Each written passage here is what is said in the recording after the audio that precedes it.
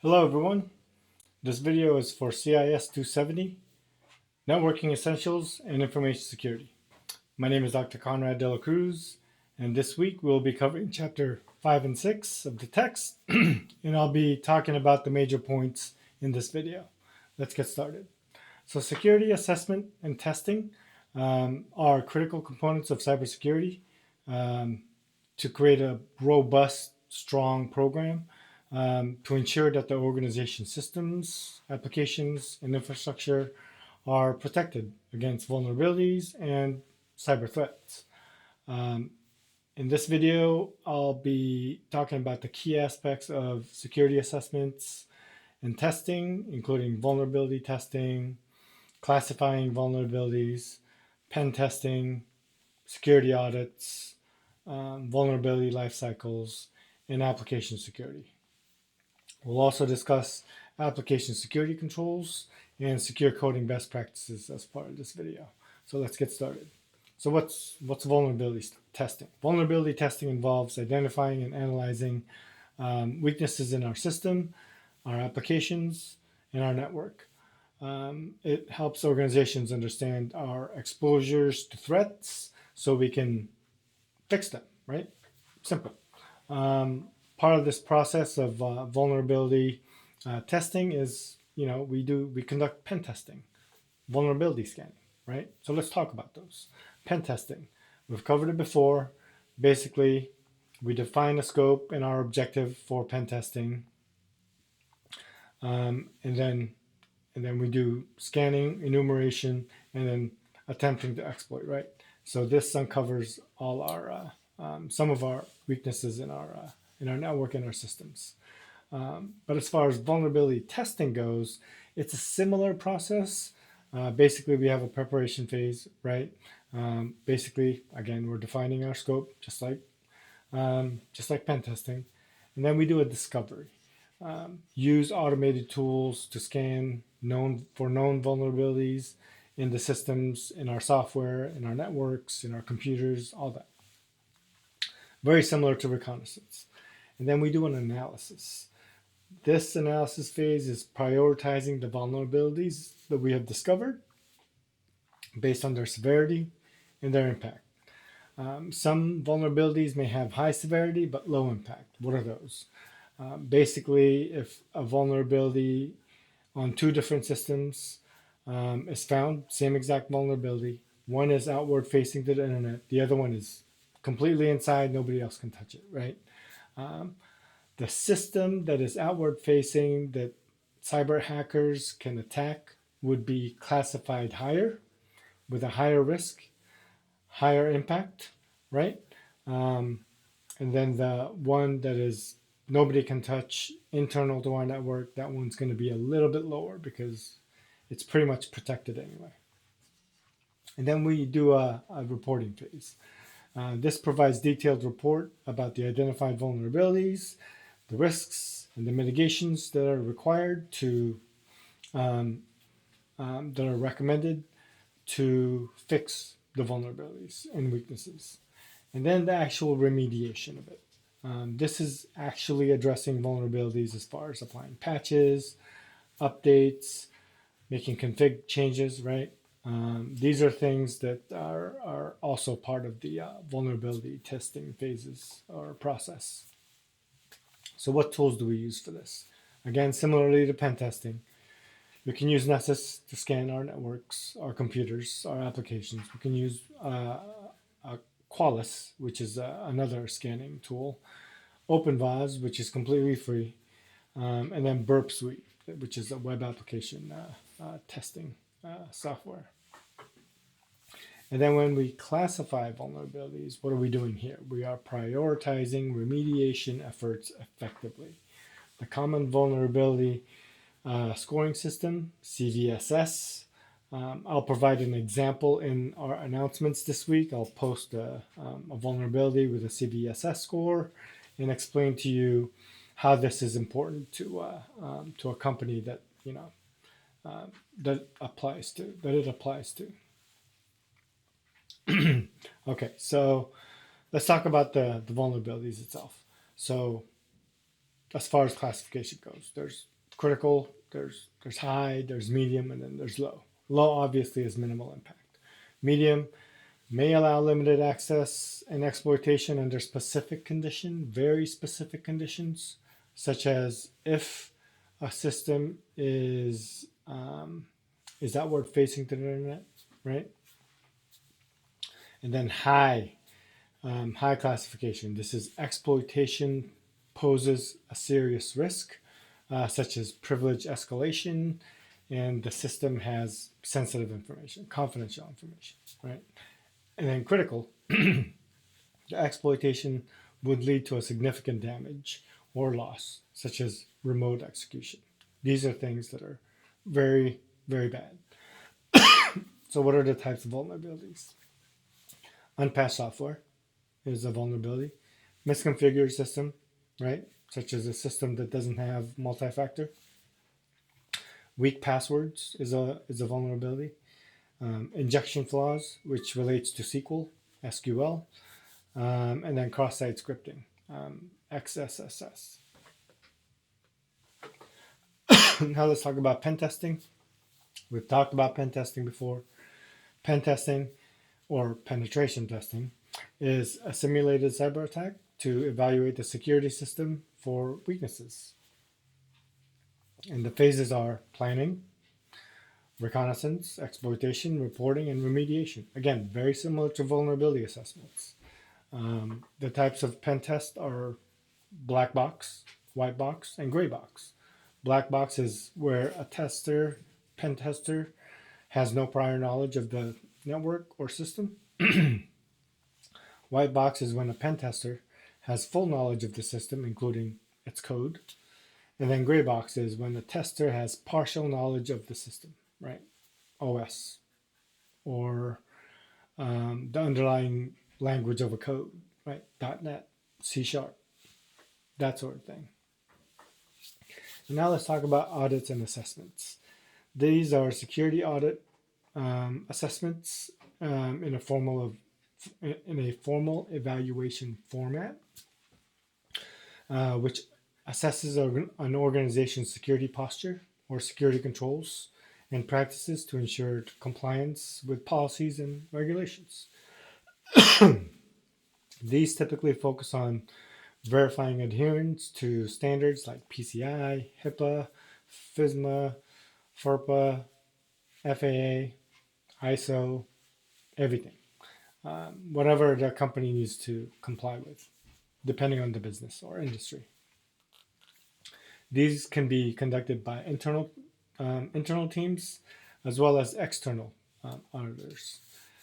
Security assessments are broader in evaluation. This includes identifying and mitigating risks in addition to compliance checks.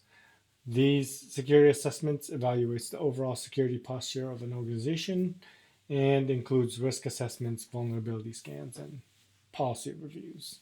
Basically, it's a cybersecurity framework assessment, right? How mature are you against HIPAA or PCI? What are the key differences? Audits focus on compliance, and then assessments focus on identifying and reducing your risk as a company. And then the vulnerability lifecycle. As we're discovering more vulnerabilities in our networks, our systems, we have to know what the life cycle is. So first we discover the vulnerability, and then we report the vulnerability. We assess it and also prioritize it, right? What's more critical than the others. And then we patch them, we remediate them. We fix whatever is weak, make sure everything is up to par, and then exploitation. If unpatched, attackers may exploit the vulnerability.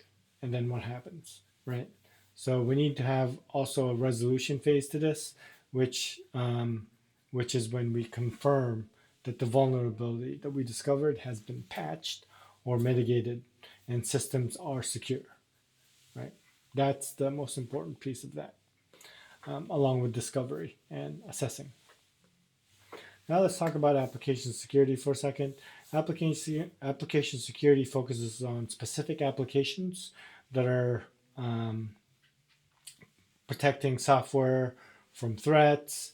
This kind of application would be like an internally developed application, um, and uh, we need to have strong authentication with these. Strong authentication means strong passwords, unique user accounts, and multi-factor. And then access control is important for application security controls.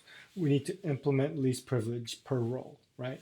If I'm a system administrator, I should only be able to do system administration, not data analysis. And then we also need to apply encryption to our systems, right? To our application. Our data needs to be encrypted at rest, and then it also needs to be encrypted while it's in transit. So what are there's a few types of controls here. There's detective and corrective that we're going to talk about. So detective controls are logging, right? We need to have logging and monitoring. This helps us track application activities so we can detect suspicious activities or anomalies. Basically, it'll help us see that someone's hacking into our systems or someone is stealing our data. And then we also need to have, as part of detective controls, vulnerability scanning. We need to detect our weaknesses constantly, at least once a week. And then corrective controls. This is the patching process. This is where we apply security updates, OS patches, in order to make sure our systems are secure.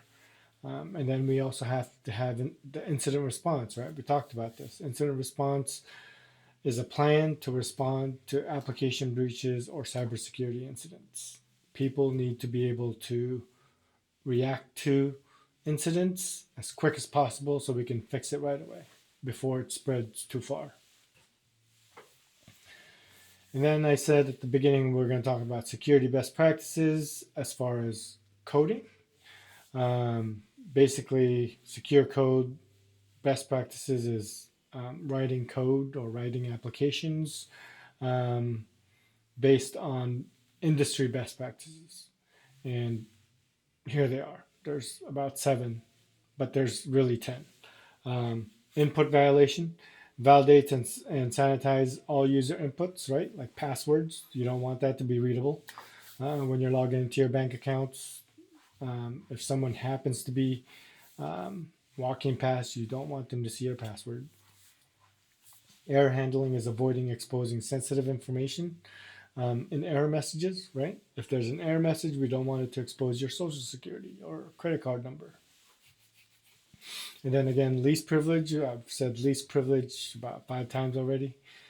This limits the permission of code and services to only what it is necessary.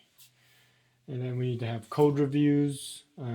This is basically peer reviewing the code before it goes into the next stage of production. And then secure code dependencies. This is using trusted libraries and frameworks and keep them up to date, right? We don't want to be using untrusted libraries, outdated frameworks. You're just basically installing and productionalizing vulnerable software. And then we need to have something called threat modeling. We've not really discussed that too much into detail. This is basically identifying all the threats and vulnerabilities during a design phase so that you can build it more secure. Or if you can't build it more secure, apply mitigation controls in order to help protect that weakness. And then we have to have secure APIs. Everybody's using APIs these days with their applications. We need to avoid insecure APIs that exposes our sensitive data.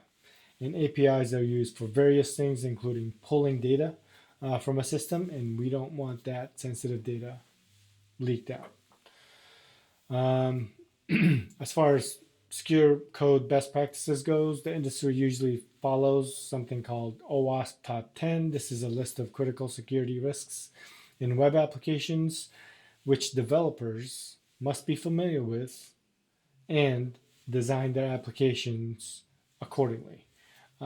Examples include injection, right? We talked about that, injection validation, insecure deserialization, basically making sure that when the user's typing their password, that it's not showing in clear text, and then broken access control. We want a strong, robust access control practice.